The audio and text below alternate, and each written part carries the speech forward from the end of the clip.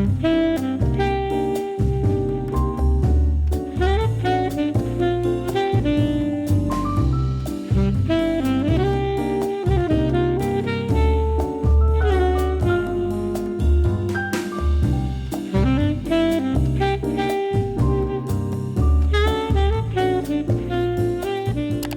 to a 24-hour readathon. We are 2 hours in and I have just finished my first book. I was already about halfway through it, but I've just finished Tropesick. I'm actually reading this for another vlog, so I don't really want to speak to this book, but the rest is between you and me. So book one done.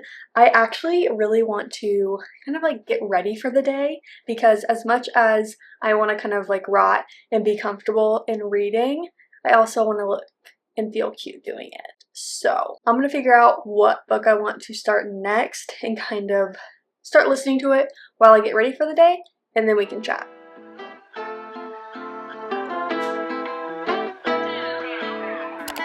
I just finished getting ready and I'm obsessed with this set.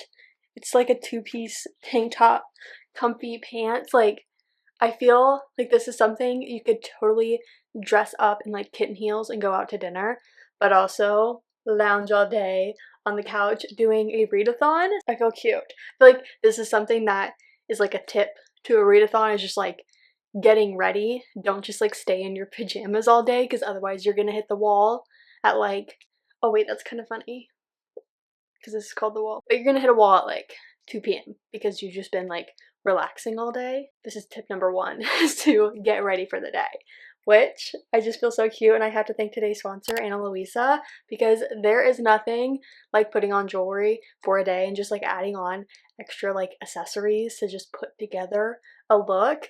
We know I love them. I've been working with them for 2 years now, which is absolutely insane. I just love their pieces because, as we know, I'm quite active in California. I love going to the pool, the ocean. I am also lazy, where I don't want to be taking off jewelry just to have to go shower afterwards. So I love that they can really just like stand the test of time, and you don't have to stress about the weathering of pieces with them. But they do have a 2-year warranty, so I feel like you're just always in good hands with them.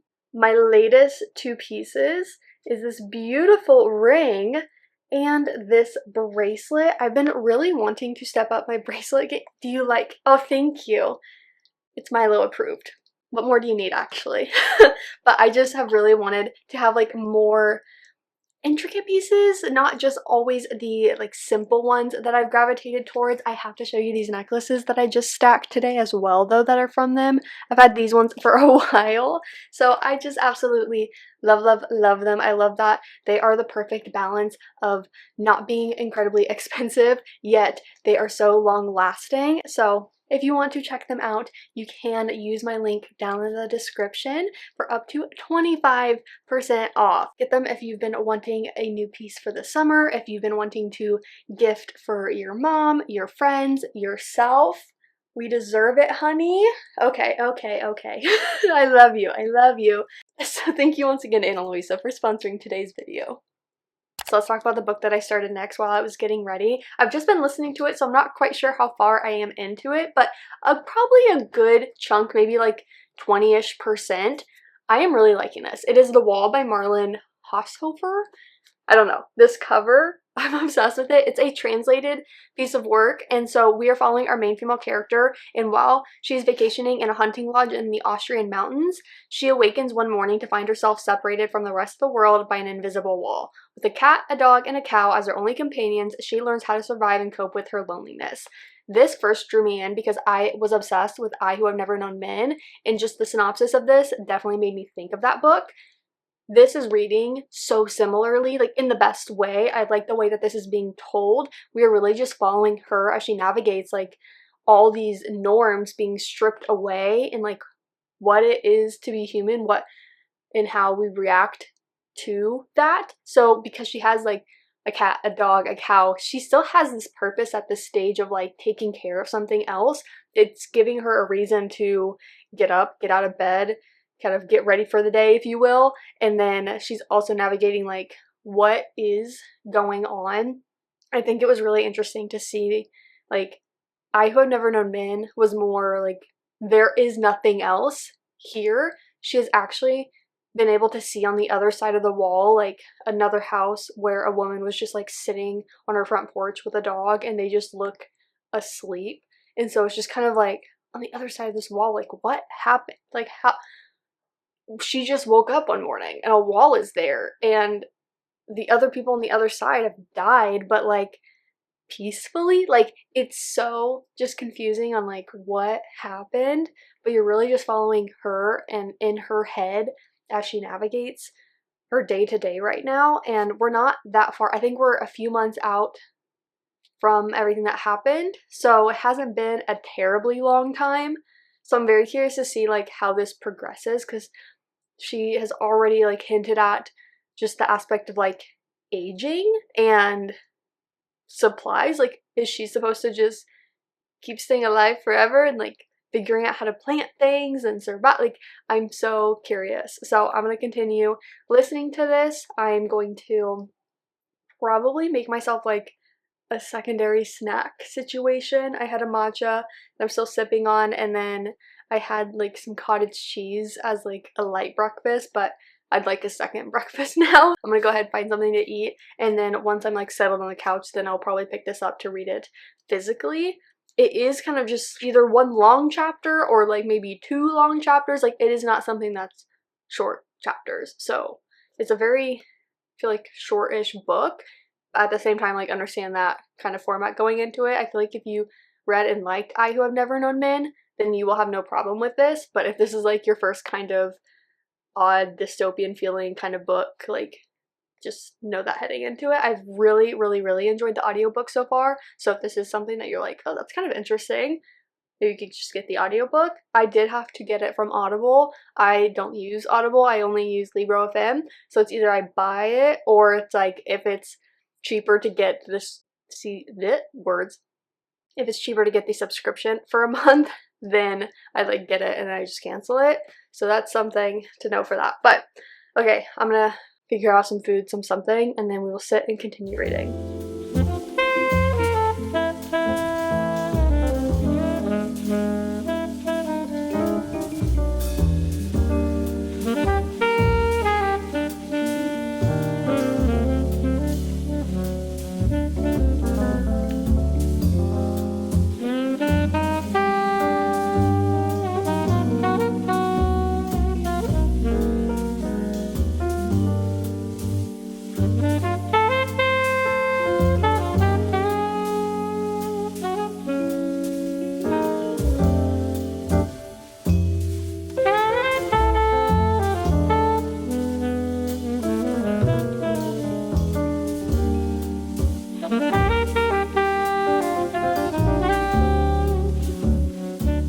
We have just finished our second book and we have 18 hours and 20 minutes left. Wow.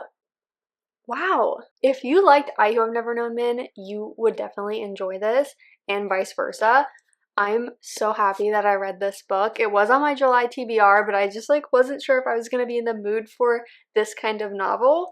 I was. And this was incredible. I just love how books like this make you think and feel, but not like, oh my god, I'm just feeling so much and so deeply, but more just like the feelings that can come with thinking about the human experience and kind of just living life, the values and importance and all these mundane things. I just love, love, love it. I don't know why I didn't just go into like psychology, because just the human existence and human brain and processing is so fascinating.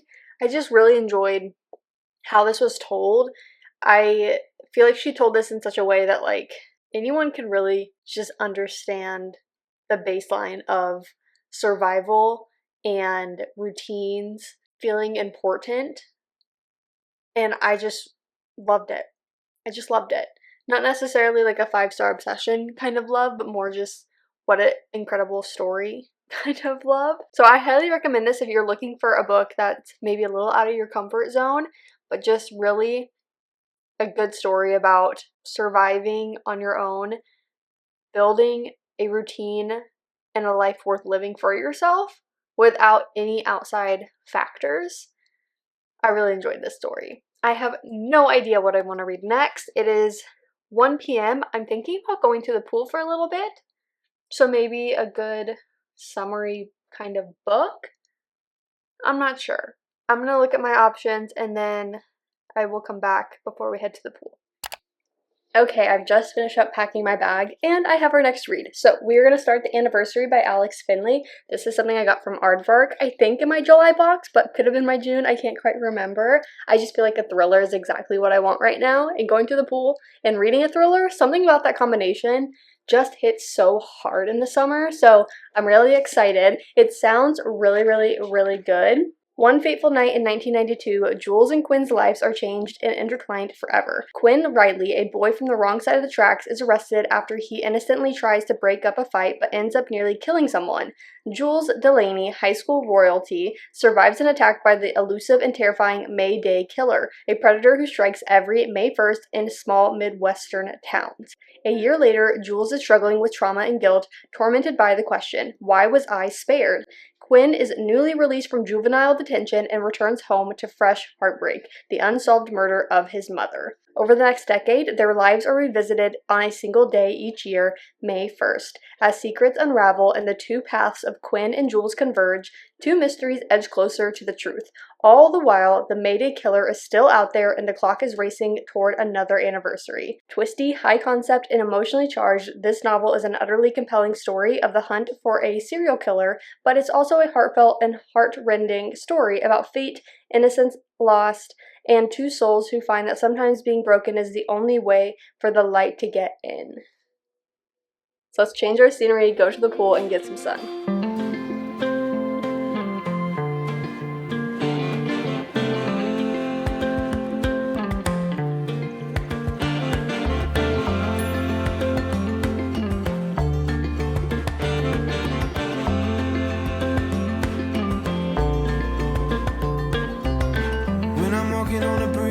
I got no enemies, I just do what I please. Yes, sir. I ain't got no things, no money, no means, just a wind in the wind. Okay, I feel like my eyes are adjusting being in the shade. It's so bright. But I wanted to update you guys because I am 45% of the way into this book and it's really, really, really good. I just realized I was already approaching the halfway point and I hadn't updated you guys. So I'm really liking how this is told because we are following both Quinn and Jules from the year that kind of all these things happened, and then you get like a couple chapters within that year kind of updating on those characters, and then we jump into like the next May 1st, the following year, and you're kind of getting these yearly check-ins. So we are at the 5-year mark now, and it's just so interesting seeing kind of what happened with Quinn's life and the events from that year, and then obviously Jules and how these very life-altering things that change the trajectory of their future. You're seeing how that happens like in each year following that and like how they're coping with everything. And it's just like, oh yeah, no, it's like hard to read in the sense of just like seeing someone so young, like in high school, having these traumatic situations happen while they're two like different situations to each of them. You just see how that changes, and it's so true that just one moment, one instance, one event can change everything. So it's such a good read. I'm really enjoying how this is being told, and the chapters are so quick and everything just feels like fast paced. It is definitely more like, feels like mystery fiction, because it doesn't feel like this entire mystery feel. I feel like because of the human aspects of following our two characters and really getting a glimpse into their lives like that, it feels more like just fiction. And you do have this underlying mystery that you're following. So I'm really liking this and I'm excited to continue it. I feel like I'm just so curious how our characters are going to kind of continuously bump back into each other in a way, or like have their lives cross. We saw that kind of happen in the beginning. Now less so, but I feel like there's got to be something, right, that like kind of brings them back together over the years. And so at the halfway point, I'm curious to see kind of how that side of it unfolds and why we are following these two characters, sort of thing. So I'm gonna keep listening. I have been primarily hybrid reading, but the last like 20-ish minutes I was just listening to it. But I'm gonna go ahead and open up my second drink. I love these things. This is the peach one. So I'm gonna open this and enjoy more sun.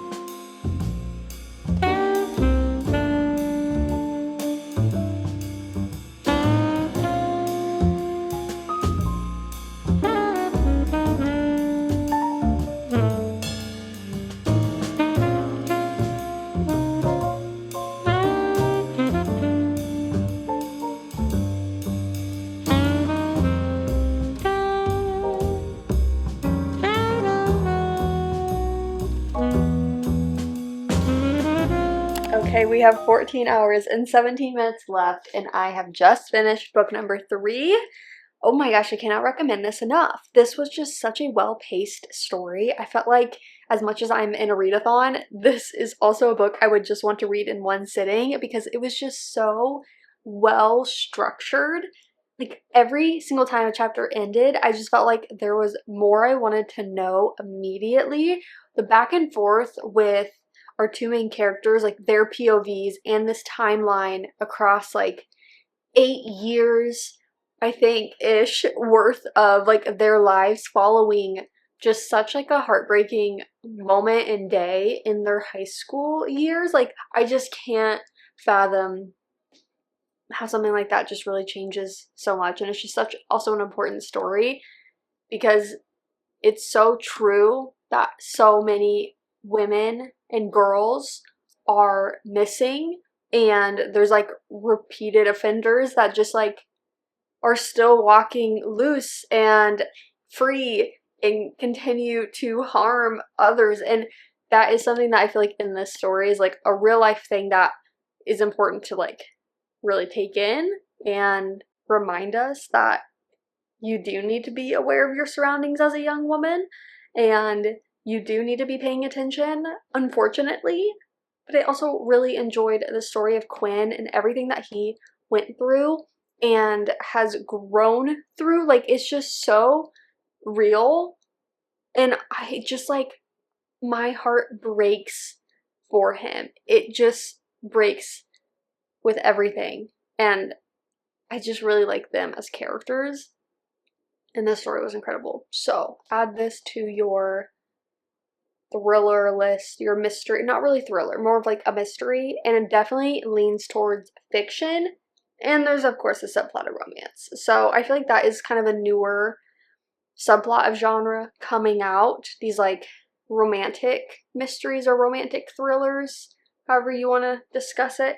So I do like that. It was just such a well written story. So I don't know what I want to read next. I'm not like quite sure. Might be leaning towards a fantasy now because I haven't read it in what feels like forever, even though it was probably only a few books ago. But when you read books back to back like this, it's like, oh, well, I haven't read a fantasy in like 4 or 5 books. And it's like, well, might have just been a couple of days. So I'm going to think about what I have available, what's on my immediate TBR, see what I'm feeling, and then I'll let you know. Okay, I think I picked my next read. We're going to go with Thistlemarsh by Maria Corrigan. This is more historical fiction fantasy, and I've been dipping my toes into that subgenre and really liking it recently, so I'm very curious about this one. It's in the wake of the Great War. We are following Mouse Doon, who once dreamed of becoming a fairy anthropologist, but she's putting those childish dreams aside because she learns at one of the battles that her cousin's body has gone missing, and her brother is dealing with just like the aftermath of this and like the mental side of it. At the same time, she suddenly gets information or learns whatever that she has inherited her uncle's Thistlemarsh Hall that is considered fairy blessed, and there is kind of a catch to this because this hall, home, manor is falling apart. So she needs to bring it back to life, and that's the only way that she's allowed to kind of keep it. And then I believe she ends up striking a deal with a mysterious fairy for whatever reason. So I'm going to go in relatively blind, just kind of understanding that vagueness from the synopsis, and then we're going to see how it goes, but I'm really excited for this one.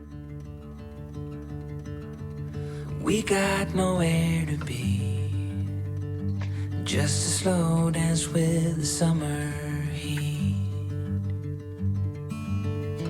The world outside can't wait a few, 'cause right now we got nothing else to do.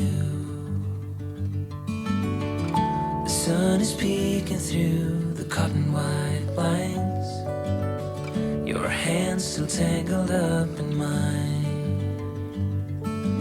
Feet on the wall, your head on me, floating easy. We got nowhere to be,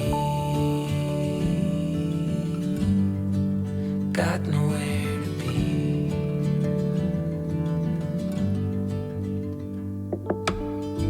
Your hair's a mess, but you don't mind. You just laugh, let it fall where it likes. Okay, I have a reading update for you guys because I just reached chapter 17, which is about the 50% mark. I am really enjoying this story. I feel like it's getting better. It was a little slow in the beginning. We were kind of getting introduced to the world, introduced to our characters, and understanding just the position that Mouse is in. It really jumps into Mouse getting Thistlemarsh.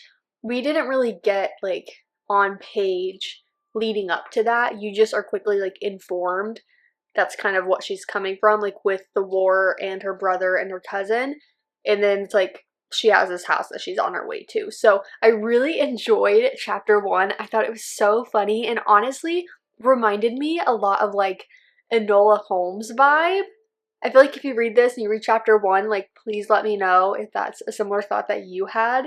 But all in all, she kind of is that vibe. Now that I think about it, like Mouse really is Enola because she is just so witty and smart and kind of like what is that like word, like where people just don't think that she's capable of doing things, and like she really is. She's a strong independent woman who's very smart and capable and can like do a man's job sort of thing, and she is just like using her wit and femininity like as just such strong parts of her essence and like not shying away from that. And I just really appreciate seeing like a strong female character like that in this historical era.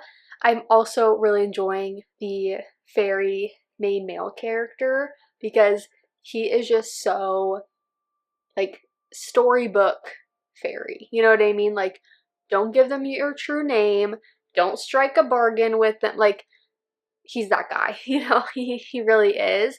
But you're seeing how all this time he's having to spend with Mouse, immortal. He's like, oh, wait, like I may kind of like you. At least respect, unfortunately. So it's like very funny for him to like have those evolutions of emotions when he's coming from just like very prejudice towards mortals in a way, and like, oh god, like what are we doing here? And like, why are you showing emotions for like your servants? Like who cares? And she's like, we can help him plant the garden, it's not a big deal. And he's just like, we don't pay a servant to do half the job. Like it's just like so silly, so silly. So I'm really liking this story. I am going to pause it here just to quickly take like a body shower, wash my face. I think I want to put on a face mask. I'm not entirely sure. Honestly, probably just gonna let the timer keep running. It doesn't really matter that much to me because I feel like we're just on a really good roll with this. I feel like I don't need to like maximize my time reading because I'm not getting through books. So pausing the book, gonna go do all that, and then we're gonna come back and continue reading. It is almost 9 p.m. There is 10 hours and 25 minutes left on the clock. So, I mean, I'm feeling really good. I'm definitely feeling like a little sleepy, but I think taking like a shower, washing my face, like it's gonna wake me up. I'm tempted to make a hot cup of coffee because it kind of sounds good. Or maybe tea. Tea might be more fitting here. So we'll see, but for now I'm gonna go take a shower.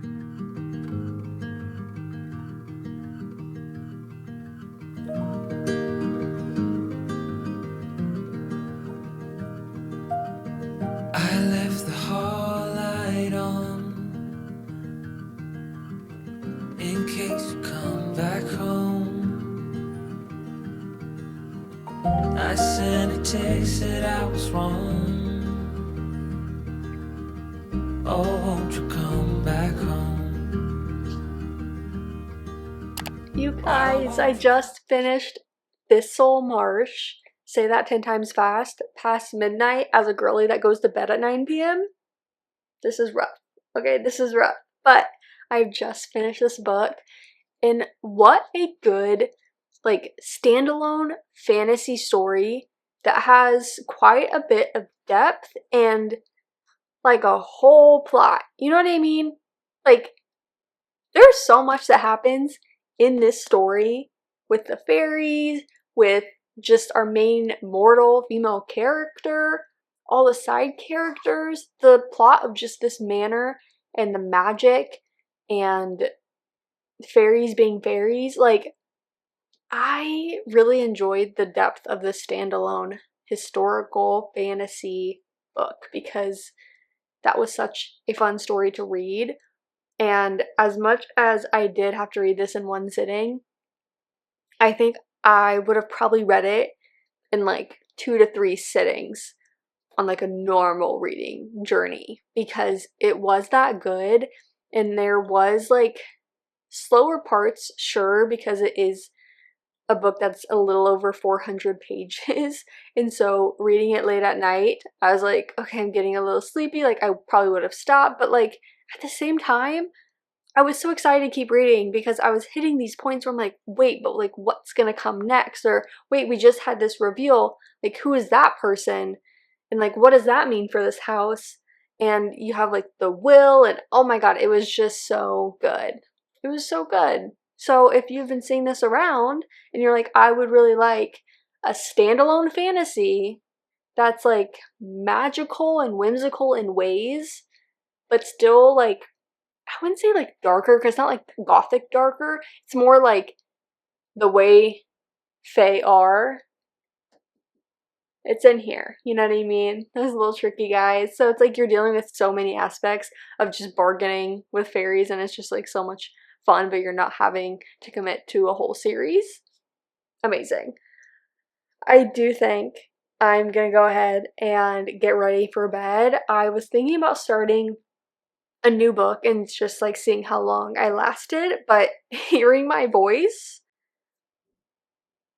I'm not meant for this. I'm not. But this has probably been the most successful day I've had so far in trying to like do a readathon because I have a little under 7 hours left and I really have been reading since we started the timer. I've only paused for like the shower and like the brief 5 to 10 minutes when I'm like deciding the next book I'm gonna read kind of thing, but like that was the only like longer break I took today. And I don't feel mentally fatigued from reading. I just feel like it's 12:30 a.m. as a girly that goes to bed at 9. You know what I mean? Bit of a difference.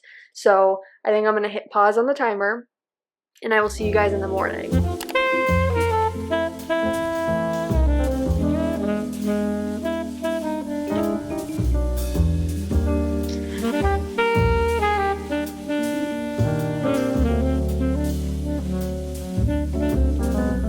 Good morning. I knocked out last night. I woke up at 8, like no alarm. Haven't slept in like that in a little bit, but I am officially started on our next book, Manor of Decay. This is book 2 following House of Blight. I do want to look up if this is supposed to be a duology or if this is getting another book. I'd like to know that before I get much further, but I would say I'm about 15% of the way into it. So I've just been listening to it as I started my morning. I was making coffee. I also need to make some breakfast now, but I am definitely going to be sitting down and reading this more like hybrid once I get situated. I really liked House of Blight. I think, I say really like, I might have ended up giving it like 3.5 stars because I didn't like the romance in it. Like, it had a purpose, it had a point, but I just didn't like how far things got with one of the characters. So it just like brought down that rating, but I believe that this one is going to be a much higher rating because I like where we're going. Our main female character, who is like a thread mender, and she can offer threads of her life to basically thread someone else's life back together to either help them from like a sickness or like a really like bad situation. And like obviously the worse it is, the more of her own life threads she's giving, and like that shortens her life along the way. And so in this world there was a blight, a sickness, there's a word, and you are following her helping the Ever family. Ever is like, think of them as like their fae magical beings. She was helping them figure out what it was, how do we cure it, all the things. And so she's like thrown into that world of these higher beings while she actually lived this lower class life up to that point. And she did it because her brothers had also caught the sickness. And so that is basically the plot of book 1. This is following like immediately after that. What's the aftermath of the situation? And I am just very curious how we are going to work on some subplots. I don't want to speak to the plot of this one because that could give spoilers to book 1. So just know that I am liking the continuation at this point, and we are about to kind of like really kick off in the story. I really liked how the author embedded gentle reminders into what was going on from book 1 because it has been a while since I read it. I did try to like look up more of a reminder on like the exact ending, like last chapter, how did things wrap up, because I remembered a majority of it, which I'm very impressed by, but I wanted to make sure there was nothing kind of major that I forgot. I know where we're at, I know these characters, I remember everything that happened. What's next? So I'm gonna go ahead and make some breakfast. It's probably sit outside because it's still the morning, it's still a little cooler before it probably reaches 90 degrees today.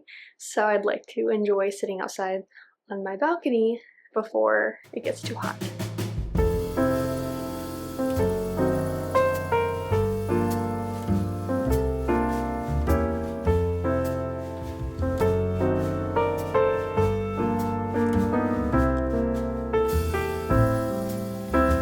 I have a reading update for you guys.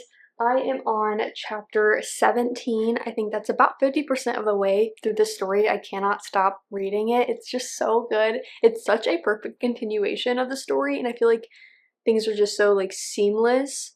Not the plot itself. Things are going horribly, but like the writing, the world, the characters, like everything is just flowing so well.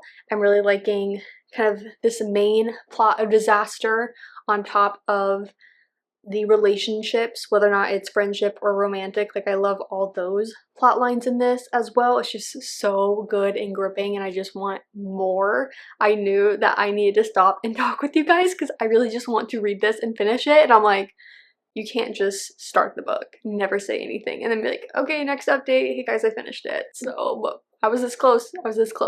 I've yet to look up if this is a duology or we're getting another book, so I want to go ahead and confirm that before I continue reading. But I have my little snack plate. I did make a matcha, and I'm just going to continue reading. It's probably warm out, but at the same time, because I'm in the shade on my patio right now, like it just feels really nice. It's really quiet, there's a slight breeze, it's still sunny, like it's such a nice ambiance. So I'm gonna get back outside, continue reading, and I will likely talk with you just when I finish the book because, listen, well, there's really not much you can say in a second book, but also, unless something big happens that I feel the need to share, I'll probably just talk with you whenever I'm done. Right now we have 3 hours and 43 minutes left on the timer. I don't know how much time is left for reading. I think I'll probably have like an hour and a half, hour 45 minutes, maybe.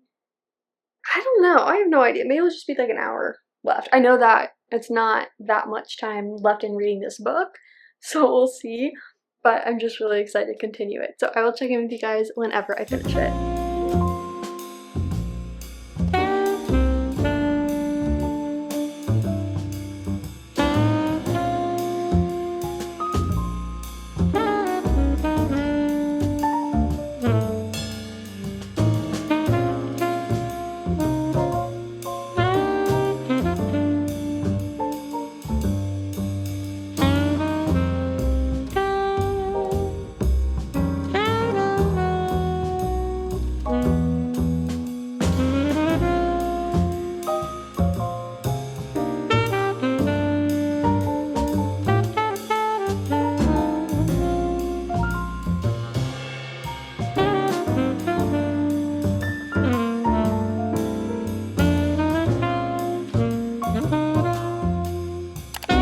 guys, we did it. Oh my gosh. I feel like I need a nap, but I also feel incredibly accomplished, so let's talk about it. I have all the books here that we have read in this video, which is absolutely crazy. I don't think I've ever had such a successful 24-hour readathon like this, where I truly feel like I did it in the least amount of time, but still like productive and still not completely losing my like physical and mental health in the process. So I'm very proud of this readathon. I was already more than halfway through Trope 6, so I thought this was a perfect opportunity to just finish a book within a couple hours. I am doing it for the other reading vlog, so I didn't want to talk about it much in this one, but really enjoyed it, and I was just so glad to kind of like already finish a book within the first couple hours of the readathon. It kind of sets a tone and like makes you feel already accomplished pretty quickly. So this was the first book that we completed. And then I really wanted something different, but also still something pretty quick. So I grabbed The Wall by Marlon Hoshofer. I'm so glad I bought this. I'm so glad that we read it in this readathon because it was such an incredible read. I cannot recommend it enough. And then I really wanted something that was pretty fast paced, especially going to the pool. I knew that I wanted to primarily just listen to the audiobook and not have to be reading alongside it to be following. Thrillers are perfect, so we picked up The Anniversary by Alex Finley. I really enjoyed this one. You should definitely add it to your TBR.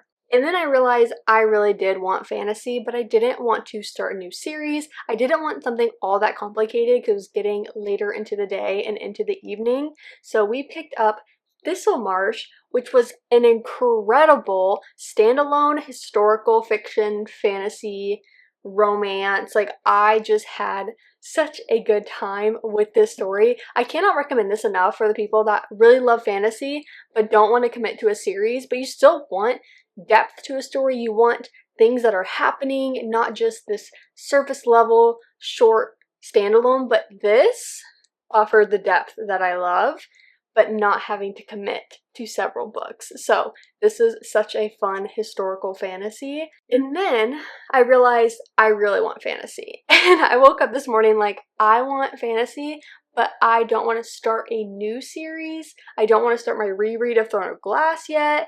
I wasn't quite sure, and that's when I realized I had Manner of Decay on my Libby, and I was able to get the ebook, so I went and started that. It was a duology, so I've officially completed the House of Blight, Manner of Decay duology, and it was so good. If you have not read House of Blight yet, I do recommend it, and knowing that it's now a completed duology, you can just read them back to back. You don't have to wait for the next book to come out. It was pretty short, and it just held such a well-rounded story. It definitely gives kind of this belladonna vibe, so if you like those tones, those kind of like fate, death, illness, like all of that in like life and threads, and it was just so good. So definitely add House of Blight and Manner of Decay to your TBR.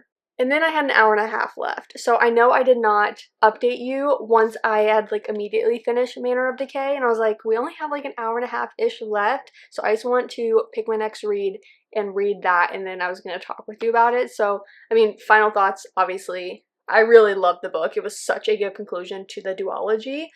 And then I really wanted to continue my conclusion of duologies, and that is starting In the Wake of the Ruin by Kaylee Cassidy. I loved In the Vein of the Drowning. I loved it so much. I got 25% of the way into this, and I will say this was something that I was worried about picking up the second book because I couldn't quite remember everything going on in the first one because it had just been long enough, and I felt like Google spoiler summaries like weren't really helping me, or like I just wasn't retaining, so I was just kind of nervous heading into this. I'm like, am I really gonna like connect to this story? Is it gonna take me a long time to get into? No. We really just like kicked this book off swinging, fighting, swinging, yelling, all of it. Like, we are back in the thick of the story. And granted, it is a duology, and I feel like with those, like, you can't take time off, no days off in duologies. So like, I really appreciated getting back into this and immediately feeling the pull to our characters. Everything was coming back to me. I felt like I was following from chapter 1, and I just really loved getting back into this world. So I'm excited to continue this. This is also for another reading vlog, so I'm gonna look forward to updating that whenever I'm done here.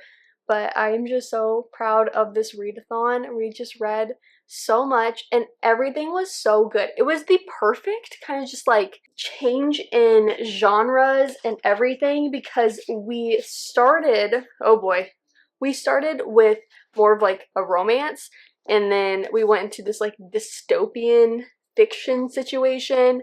Then we read a thriller, and then we were dipping our toes back into fantasy. So we read like a historical standalone fantasy, and then concluded a, I don't know, this is probably considered adult, but it has like a YA feel to it in ways, in like a good way.